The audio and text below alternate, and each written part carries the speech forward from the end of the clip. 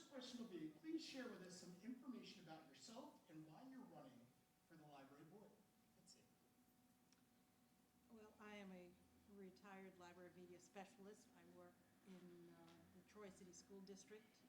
I was in education for 39 years before I retired. I started out as in the classroom, and then I spent so much time in the libraries that I went into the libraries. And all that time that I've spent working with libraries, I have not, since I've retired, really not utilized my professional background. And I just feel that this is something that I need to do to increase my participation in the communities in which I live. You know, I live here, I've lived here for more than 40 years. But there was a time period when I left the area for about 5 years, and I just returned a couple of years ago. So now I just want to get involved with my community and the libraries, and since that's been something that I've been a part of since I was a child. My first job was working in the library because I spent so much time there. They offered me a position, and that was when I was in high school. And so I've spent a great deal of my life in libraries, and I think that my professional background as well as my interest could be of use to the Albany Public Libraries and the board, and just using my expertise to enhance the need. I guess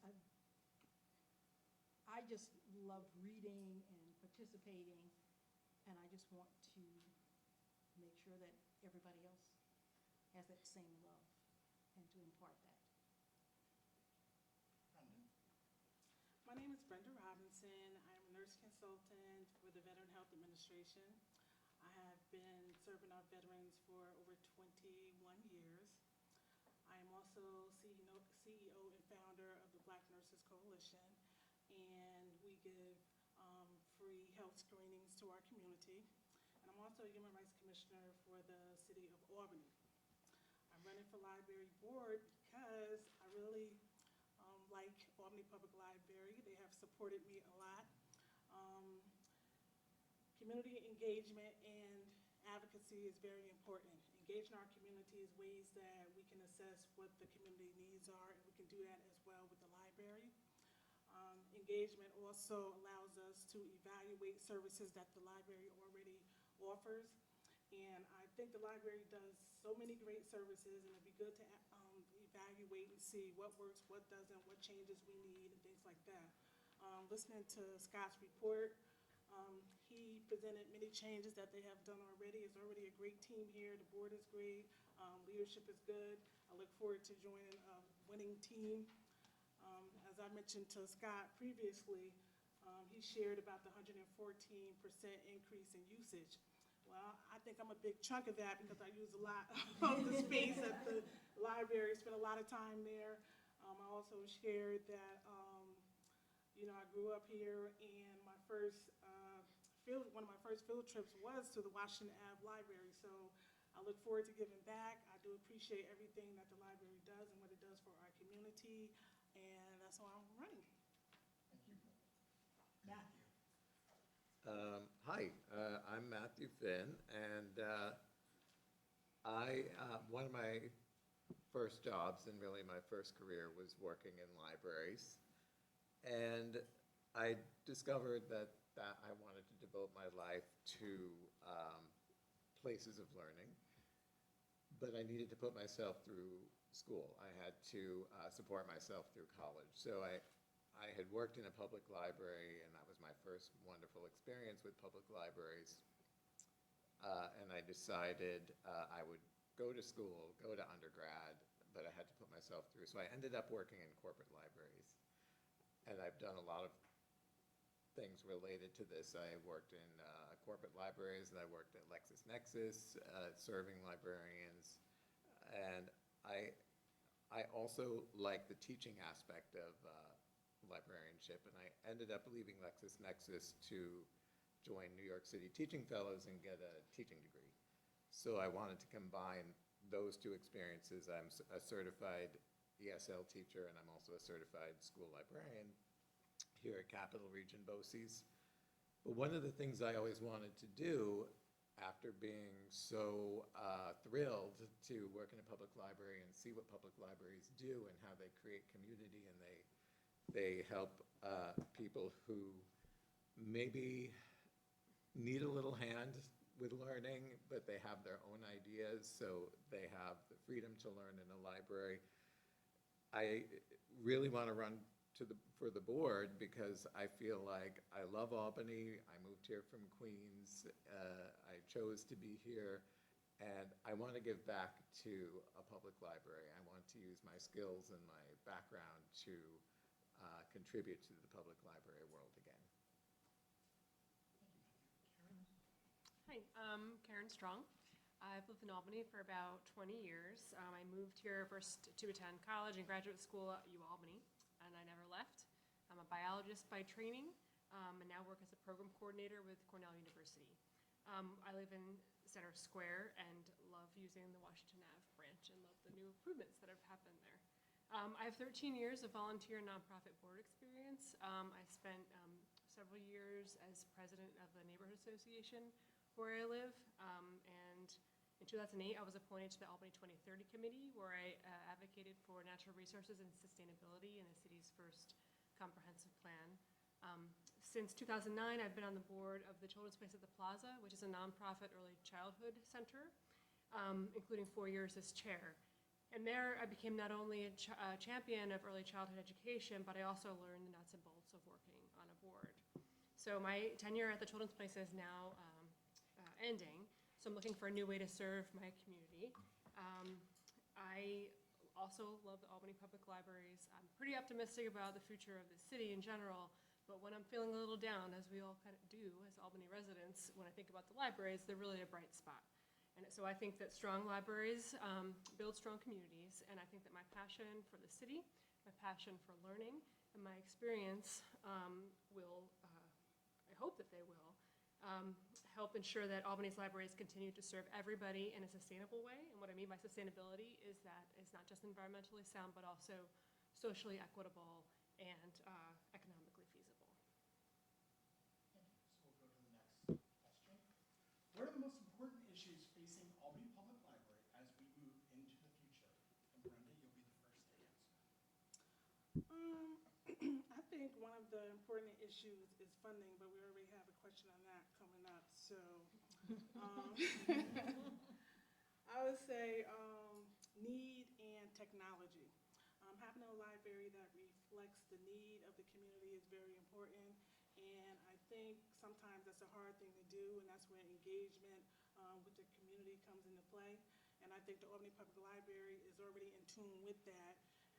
An example of that is them expanding their hours in reflection to the need of the community. So I think they're already on track with that. And the other issue that I see facing the library is technology. Technology is very expensive. I know a lot of people, taxpayers, are concerned about the budget, just like our 1% increase, but technology costs. I work at the VA, and we have been completely paperless since '94. We have top-of-the-line IT people, but technology is expensive. With all the expense that the government puts into our systems, we still have downtime, we still have software issues, we still have interoperability issues. So we really have to take that into consideration as we move forward with the library, because as the library grows, the community changes, and technology is going to grow. And I do like the fact that our libraries do have computers for the community to use. Arbor Hill has 24 computers. And it's very important that we have that, because plenty of people in our communities do not have internet and they do not have a computer. A lot of us take that for granted, but there's plenty of people who do not have that. So those are some issues that I think we definitely have to keep in mind as we move forward with the library. Matthew? Well, I've been working since I moved here with the Refugee Roundtable and USCRI, that's the United States Committee on Refugee Information. Albany is a refugee settlement site. So one of the things I'm interested in doing with the board is seeing how we can even better serve our refugee population and our non-English speaking population. And I'm hoping that's one of the one of the things that I can bring is partnering with this organization and the Albany Public Library.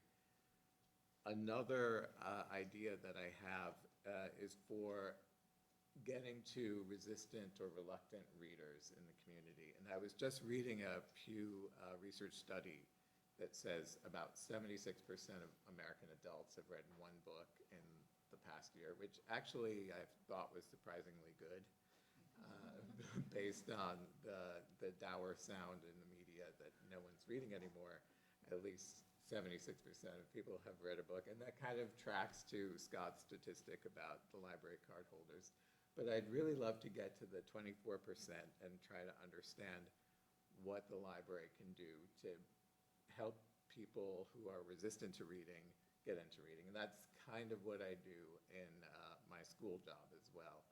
So I'm kind of merging those ideas. And I'd also like to see more partnerships between city school teachers and the librarians. I know when I was in graduate school for library science, there wasn't much or really anything in the way of teaching techniques, pedagogy. There may be now a little bit when people are going to graduate school for library science, especially if their concentration is for school library. However, I think it would be very helpful to see those two organizations, the city school teachers and perhaps BOCES school teachers, partnering together. So I think one thing that's really incredible about libraries is that they really serve everybody in the community. There's not one segment of the population that is, the only one that can use it. So I think that's incredible, and also an incredible challenge, especially as the relationship between the community and libraries is changing. So my mom was a librarian when I was growing up, and libraries were all about books and research. And now there's far more media, digital media, there's digital literacy, and all the other wonderful programs that APL provides to the community, which probably is not what it was like when my mom was the librarian. So, and this is a great thing. I mean, great community libraries are such a bright spot in the community, and so the more we can become vital to the community, the better we are. But of course, if the libraries are becoming more things to more people, people are going to expect more things, and that can be a challenge. So we need to be strategic so we can provide the best service within our means. So for the Albany Public Library in particular, we have these 7 beautiful branches now, renewed and refreshed or rebuilt. And again, a wonderful asset, but making sure that there are enough staff and making sure there are enough resources to provide the services we need to all across the city is certainly a challenge I've heard about from board meetings. And so we have a challenge to maintain the buildings and the staff them effectively to, so we can provide the services that our patrons need, want, and expect. So following up on the community library relationship, we can also think about how the library sees itself in relation to the community. So we certainly see ourselves as, important, vital services to the community, but are we thinking about how we are meeting community goals as well as our own library goals? So if we're looking to other people to recognize our greatness, we need to think about how the greatness is affecting the rest of the community.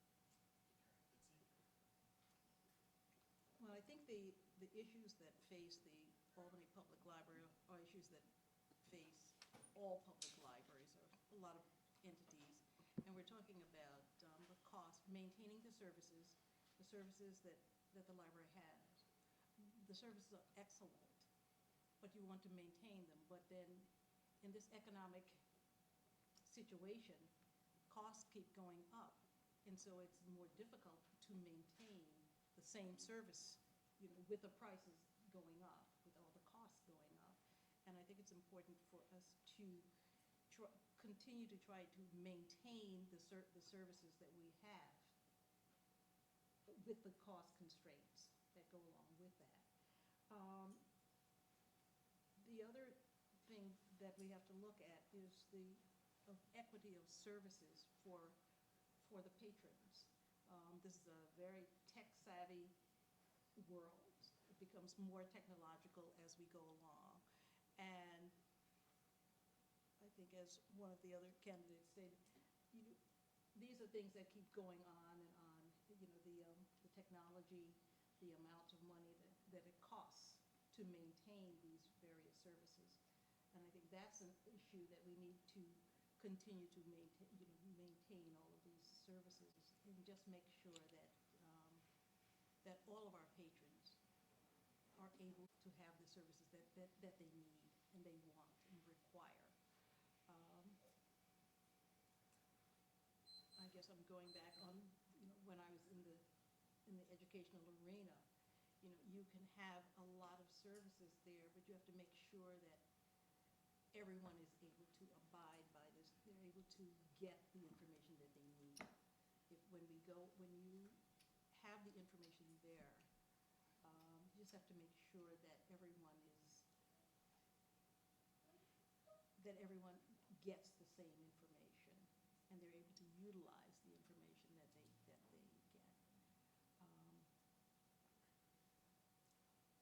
Have to excuse me, I'm not doing well. Doing great. Yeah.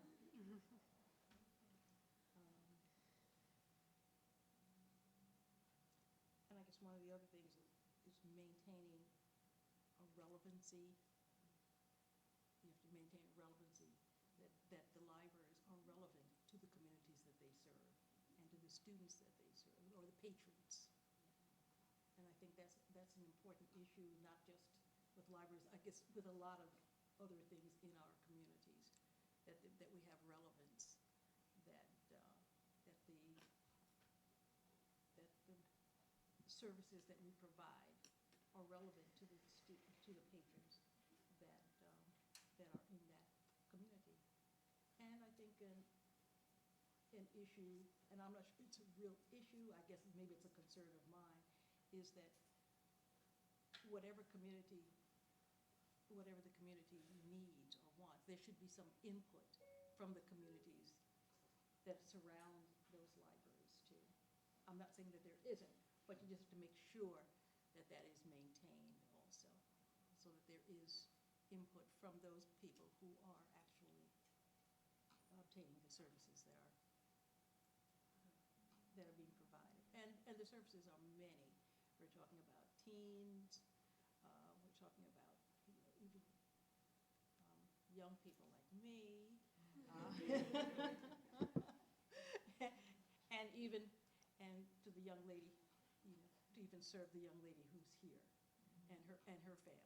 And I think that we need to maintain all of those. And those are sort of issues and things that are, they're issues, but they're non-issues.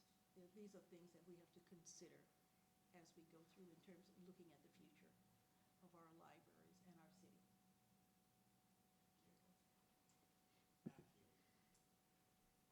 what skills would you bring to the board to help APL continue to achieve its goals and objectives?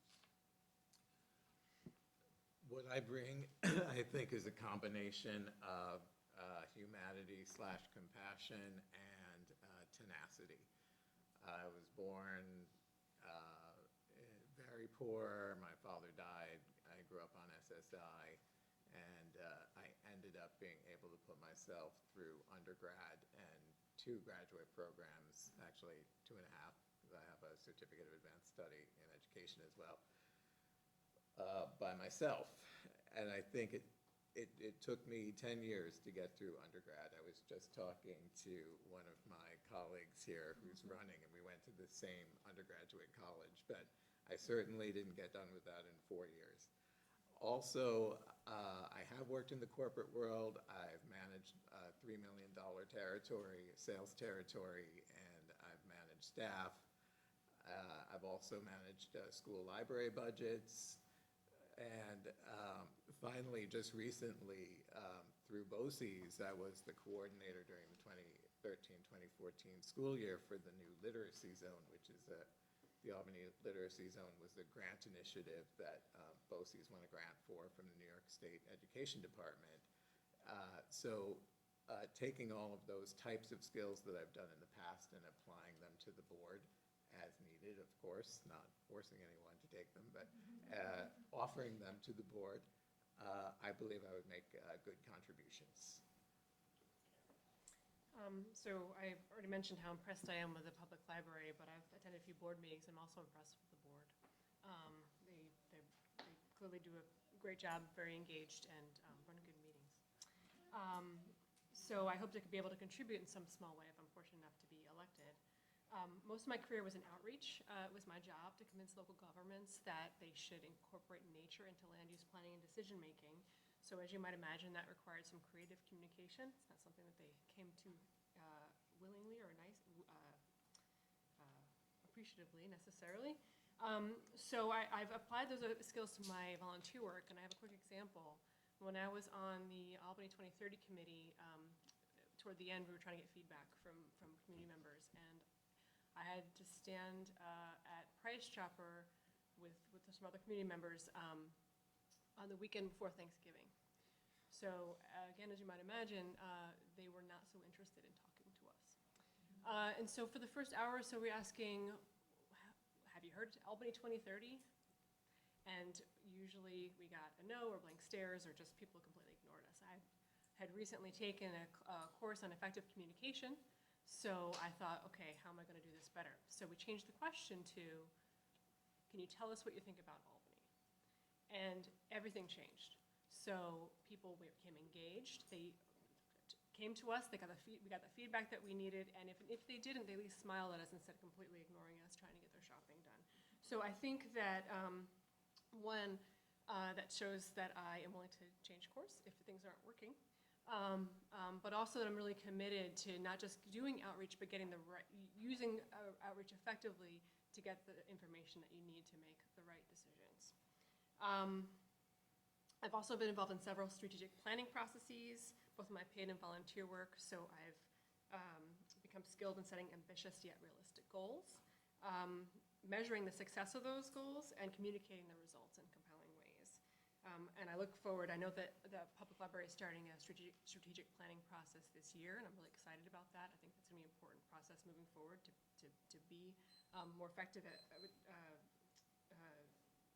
using our limited resources to provide the best service to the community.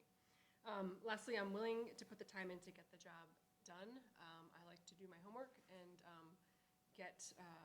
and learn about new things. So at the daycare center, not only did I not know much about early childhood education, but I also became quite skilled in personnel. The center is unionized, and so I had to serve on a team to negotiate with three contracts, three collective bargaining agreements. So I researched things like personnel policies, the Affordable Care Act, and how that affected the center and our employees, as well as transportation benefits, and a variety of other things I never, ever thought I would learn about. But I found I enjoyed just learning new things and trying to figure out how to solve problems. So that's it.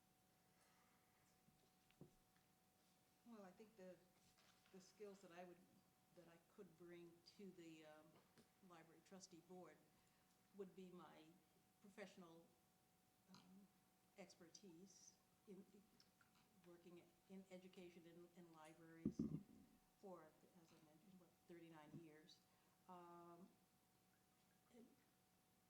And sometimes when you're on a board, sometimes you need different perspectives to look at when you look at situations that come up.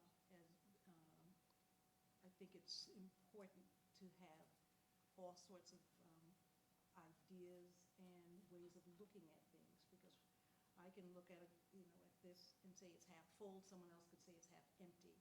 So it's just looking at the same thing and looking at it from a different perspective.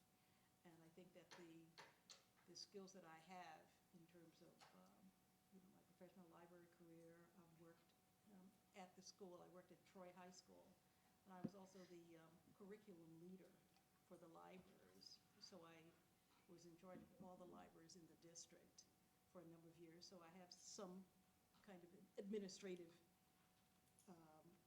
qualities in terms of getting along with people and just working cooperatively.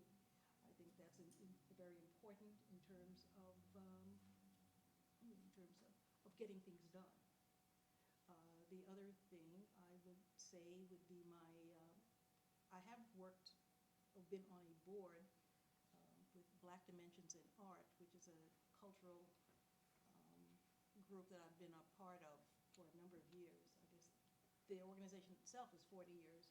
I have not been a part of it for that amount of time, but I guess for about maybe 8 years or so, I was a member of the board.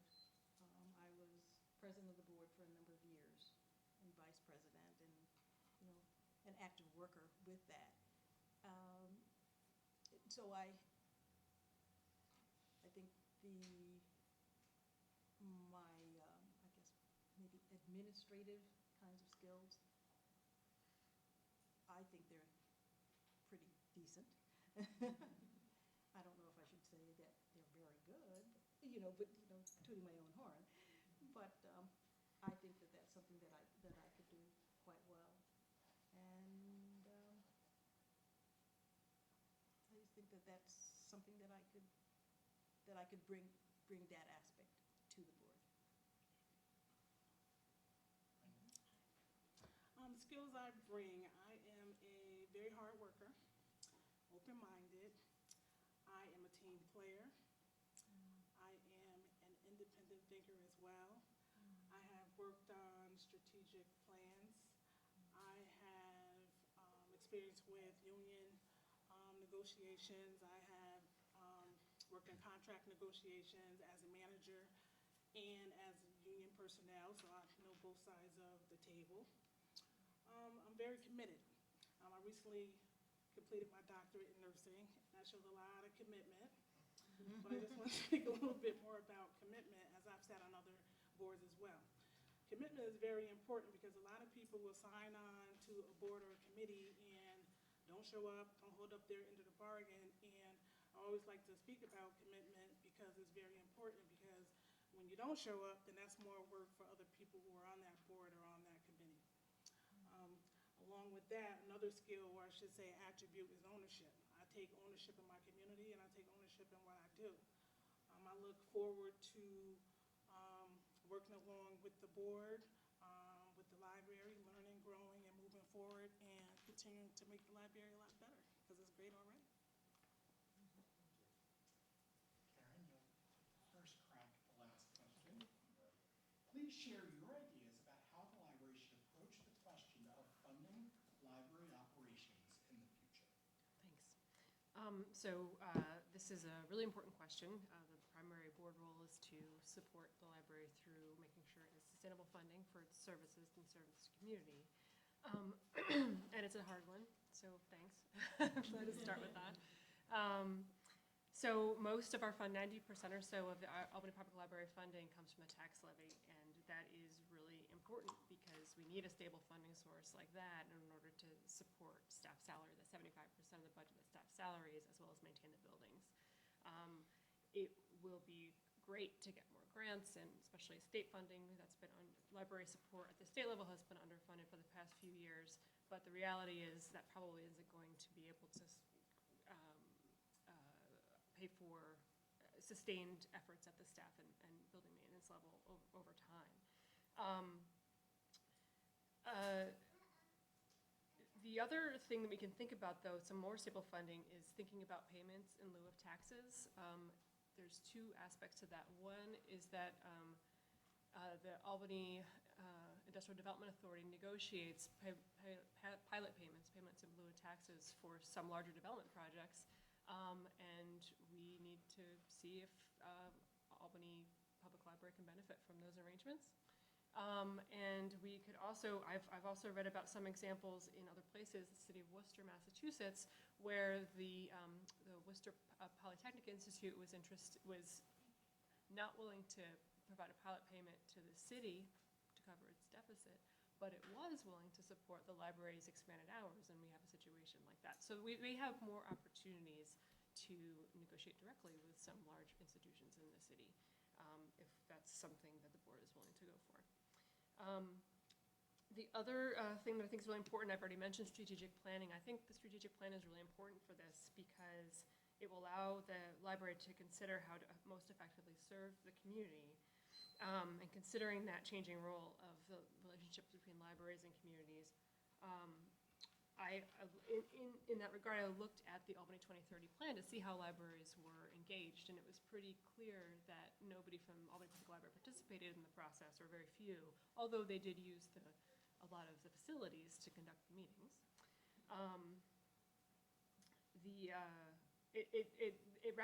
plan recognized the libraries as neighborhood anchors and education centers that contribute to quality of life, and it was important for the city to highlight them.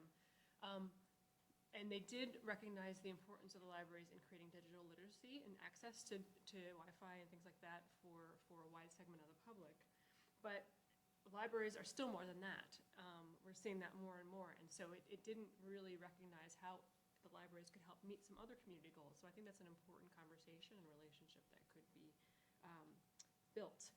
And thinking about how we communicate what the Albany Public Library does is really important.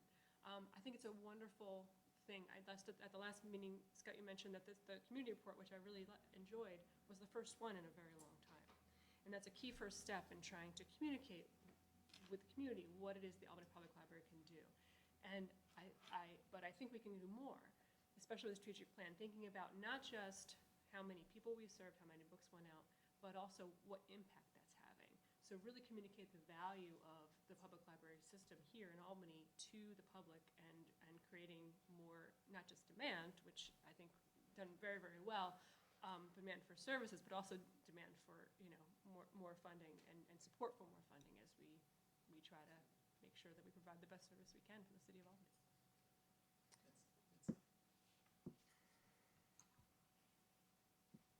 Well, I don't have the detailed things that Karen has, but I guess my idea of looking at the funding for the future, one of the things that we need to look at is Albany Public Library is not necessarily unique in funding and having needs for funding. I think we need, in addition to looking at what we have now in terms of the tax levy, we can look and see what other communities are doing with the same problem, and assessing those situations in those other communities across the country, that have similar communities that we have, and see how they are approaching it, and see how successful or not they are with various ways of obtaining funding and looking at the resources that are available. We want to make sure that we continue to have the services that we have now, and maintain them, and actually not just maintain, but improve them. Make sure that we are still having an impact and relevancy to the patrons that we serve. If we look at what other communities are doing and seeing how they are handling the problems, then we can look and compare it to what we're doing, and maybe try some of the aspects that they've tried to see how they have succeeded or not. And just looking at all the available sources of funding that is available, from foundations, maybe something other than just the tax levy, grants. What are these? These are things that we utilize right now, but maybe there is more, and so that we can increase the funding sources that we have. And we want to, with the money that we have, or the funding that we do have, we want to be able to maintain this. We don't want to decrease the services. We want to actually increase, and we want to make sure that we are maintaining what we have. There's so many aspects of what libraries the educational factor, just the literacy, the various things that are impacted by the students that we, and not the students, but all components of our community, the younger children, in terms of families, seniors, the teens, the teenagers are a very, very important factor that really need a lot of assistance and a lot of, I'm not sure the word that I'm looking for at the moment, but, it's such a tech-savvy environment that we live in. And we want to make sure that they are not left behind. I guess there was a term, no child left behind. We don't want to leave any patron behind in all the services that we provide. And so we just may have to look at either maintaining the kind of funding that we have now or seeing what else is out there.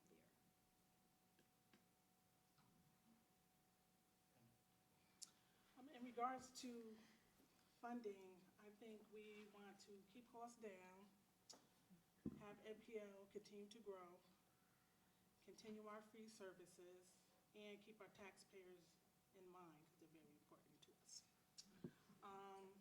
I think some of the ways we can do that is with creative ideas, creative thinking, thinking outside the box. We hear that all the time, and I listen to Scott. He mentioned about the CDTA bus passes as far as funding, and I thought that was a very creative idea. I remember when I was younger, Washington Ave Library used to have bus tokens. So I think being creative is very, very important.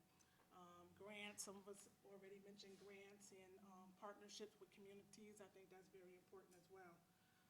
But along with generating funds, I think cutting costs is very necessary as well. Scott and APL is already doing a great job, and they're already ahead of this, but he mentioned how they upgraded the facilities, and that allowed a cut in utility costs. So things like that, if we continue things like that, I think we're on the right road. This is already a winning team that I'm looking at, so Scott's already on it, the board is already on it. So I think they're doing a great job as far as funding as well. And to only have a 1% increase, I think that's very good with all the services that APL has, how the facility looks, how the upkeep is. I think they're doing an excellent job, and I just look forward into being a part of it. I think they have shown that they are fiscally responsible, and my only suggestion would be for APL just to toot their horn a little bit more and let a lot more people know what they're doing and how great they're doing it.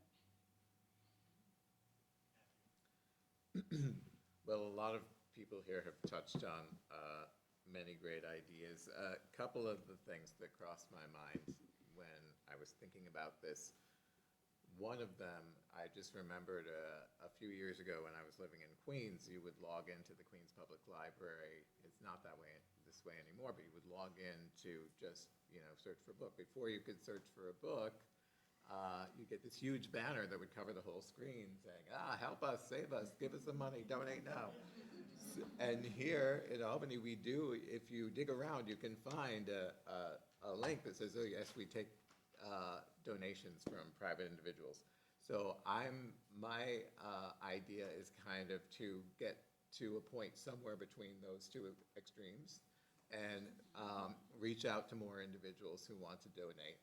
And I'm also thinking of the public television, public radio model that's been really successful in bringing in funds.